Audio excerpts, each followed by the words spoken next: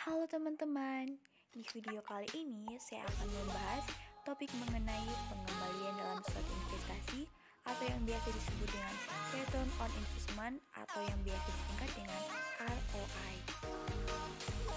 Apa sih Return on Investment itu? Nah, Return on Investment ialah metrik profitabilitas populer yang digunakan untuk mengevaluasi seberapa baik kinerja investasi. Biasanya melibatkan pembagian pendapatan atau laba tahunan perusahaan dengan jumlah investasi awal atau saat ini. ROI juga disebut tingkat pengembalian atau hasil, yaitu ukuran kinerja efisiensi suatu investasi. ROI dipresentasikan sebagai persentase keuntungan yang dihasilkan oleh sejumlah modal setelah biaya dan pengeluaran selama periode waktu tertentu. Dalam banyak kasus, ROI digunakan untuk menghitung berapa nilai suatu investasi. Misalnya, investor ingin mengetahui potensi ROI dari suatu investasi sebelum memberikan dana apapun ke perusahaan.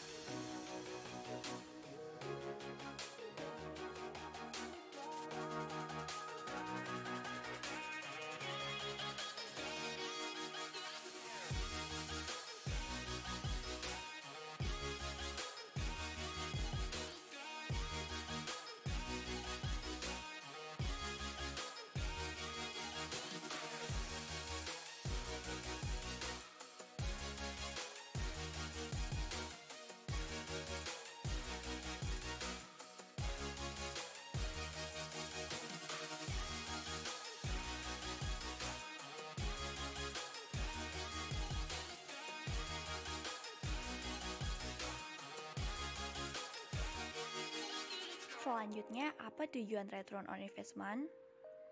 Dalam bisnis, tujuan ROI adalah untuk mengukur per periode tingkat pengembalian uang yang diinvestasikan dalam entitas ekonomi. Yang pertama, mampu menentukan hasil dari suatu program. Kedua, mengetahui tempat terbaik untuk menghabiskan waktu dan sumber daya. Ketiga, memahami apa yang bekerja dengan baik. Dan yang keempat, mendemonstrasikan ROI saat mengejar pendanaan untuk program. Dalam menganalisis ROI, diperlukan langkah-langkah persiapan, yaitu yang pertama, identifikasi biaya langsung dan tidak langsung dari pelaksanaan program. Dan yang kedua, menentukan manfaat langsung dan tidak langsung yang terkait dengan program. Ketiga, tentukan proksi keuangan yang sesuai. Dan yang keempat, Setel C, tetapkan batasan yang jelas untuk analisis masalah apa yang paling penting untuk difokuskan. Dan yang kelima, siapkan alat pengumpulan data.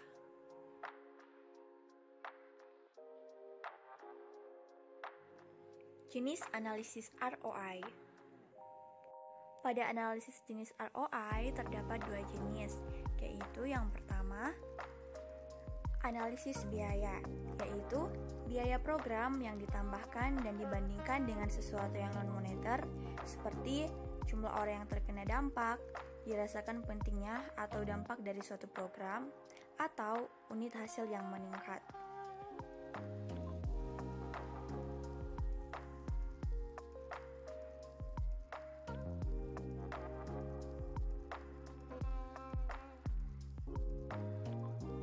Kedua, analisis manfaat atau penghematan biaya manfaat program dimonetisasi dan biayanya baik dikurangi, dibuat menjadi presentasi atau dibuat menjadi rasio. Selanjutnya, kita masuk pada rumus untuk menghitung ROI secara sederhana. Salah satu cara untuk menghitung ROI adalah dengan membagi return atau laba bersih dengan jumlah dana yang diinvestasikan atau biaya pengeluaran awal. Kemudian dikalikan 100. Cara lainnya adalah mengurangi jumlah keuntungan dengan jumlah investasi terlebih dahulu, lalu hasilnya dibagi lagi dengan biaya investasi. Perhitungan ROI tidak hanya berguna sebagai bahan evaluasi bagi perusahaan.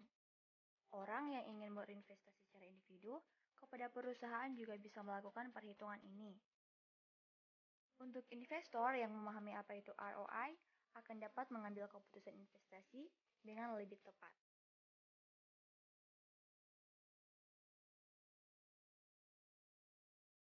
Kelebihan ROI. Terdapat beberapa kelebihan dari ROI, yaitu 1. ukuran profitabilitas yang lebih baik, yaitu menghubungkan laba bersih dengan investasi yang dilakukan di sebuah divisi yang memberikan ukuran profitabilitas divisi yang lebih baik. Semua manajer divisi tahu bahwa kinerja mereka akan dinilai dari bagaimana mereka menggunakan aset untuk mendapatkan keuntungan. Ini akan mendorong mereka untuk menggunakan aset secara optimal. 2. Mencapai kesesuaian tujuan. ROI memastikan keselarasan tujuan antara divisi yang berbeda dan perusahaan. Setiap peningkatan ROI, divisi akan membawa peningkatan ROI keseluruhan dari seluruh organisasi. 3. Pencocokan dengan pengukuran akuntansi. ROI didasarkan pada pengukuran akuntansi keuangan yang diterima dalam akuntansi tradisional. Ini tidak memerlukan pengukuran akuntansi baru untuk menghasilkan informasi dalam menghitung ROI. Dan yang keempat, ROI sebagai indikator bahan kinerja lainnya.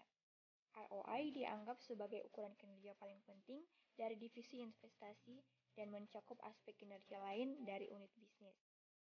ROI yang lebih baik berarti bahwa pusat investasi memiliki hasil yang memuaskan di bidang kinerja lainnya, seperti manajemen biaya, pemanfaatan aset yang efektif, strategi harga jual, strategi pemasaran dan promosi, dan lain sebagainya.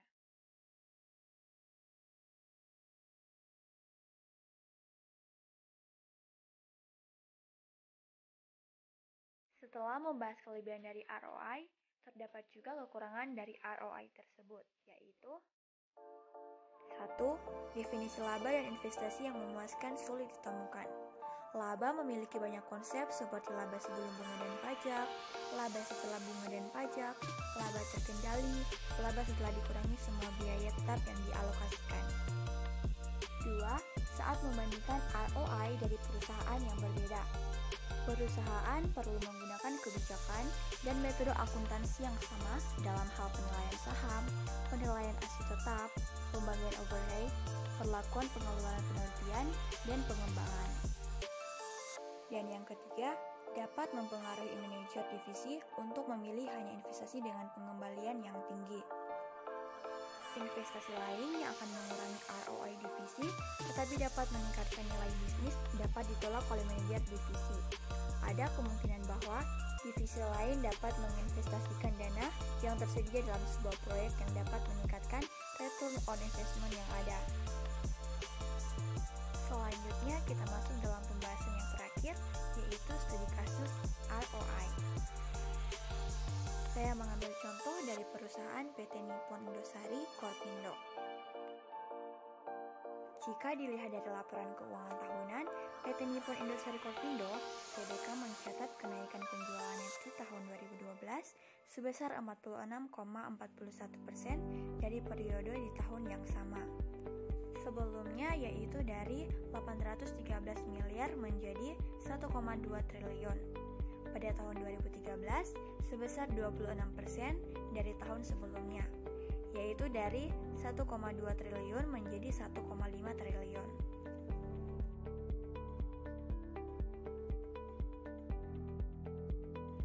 Di tahun 2014, PT Nippon Indosari Korpindo, TBK mencatatkan peningkatan penjualan neto tahun 2014 sebesar 25% dari tahun sebelumnya, yaitu dari 1,88 triliun menjadi 2,17 triliun.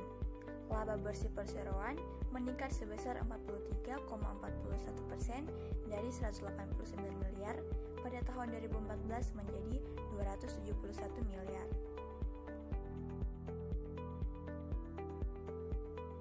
Jadi, semakin tinggi rasio ini, semakin baik keadaan perusahaan tersebut. Berikut ini adalah hasil dari analisis return on investment tahun 2012 sampai 2015.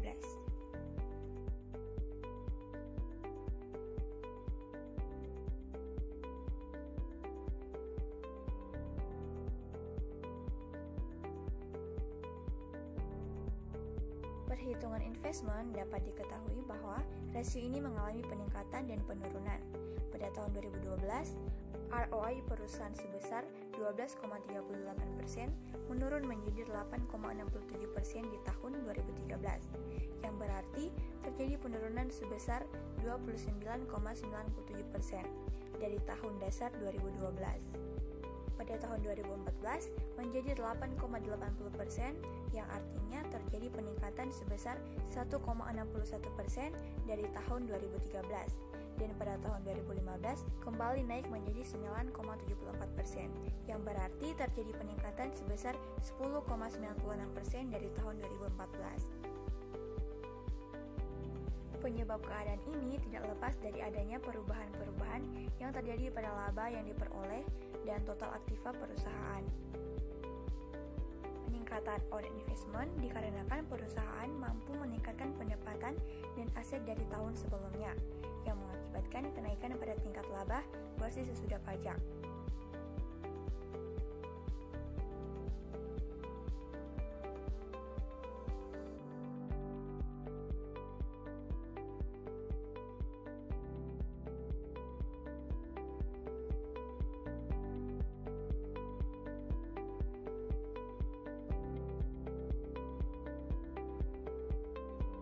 Kinerja keuangan PT Nippon Indosat Rekorpindo (TBK) selama 4 periode menggunakan ROI menunjukkan kondisi yang baik dengan menghasilkan nilai ROI positif, tetapi masih dalam kondisi fluktuatif.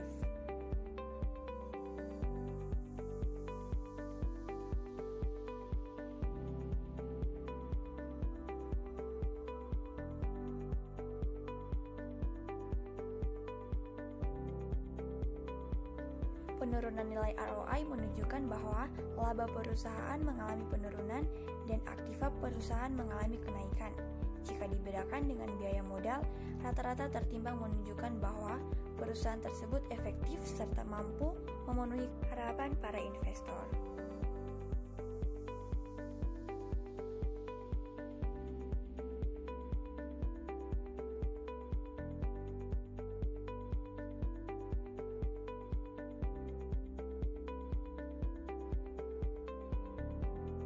Tetapi ROI tidak bisa menjadi satu-satunya metrik yang digunakan investor untuk membuat keputusan, karena tidak memperhitungkan risiko atau cakrawala waktu, dan itu membutuhkan ukuran yang tepat dari semua biaya. Menggunakan ROI dapat menjadi tempat yang baik untuk memulai dan mengevaluasi suatu investasi, tetapi jangan berhenti di situ.